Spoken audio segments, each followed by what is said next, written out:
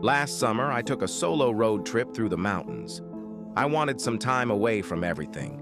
Just me, my thoughts, and the open road.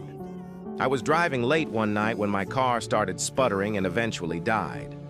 I managed to coast to the side of a desolate road, completely cut off from civilization. My phone had no signal, and it was pitch black outside.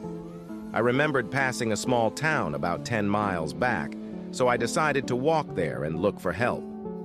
After what felt like hours of walking, I finally saw a faint glow of lights ahead. As I got closer, I realized it wasn't a town, but a single house.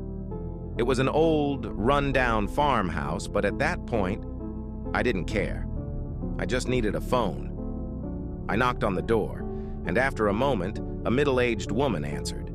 She looked startled to see me, but eventually invited me in. The inside of the house was even more decrepit than the outside. The wallpaper was peeling, and the furniture looked like it hadn't been touched in decades. She offered me some water and let me use her phone. I called a tow truck, and they said they'd be there in about an hour. While I waited, I made small talk with the woman.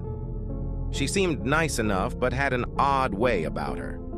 Every now and then, she'd glance at a closed door at the end of the hallway with a nervous look in her eyes.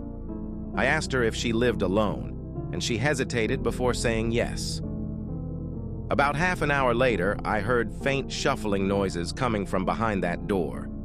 I asked her if she was sure she was alone. She laughed nervously and assured me it was just the house settling, but her eyes told a different story. Follow for part 2.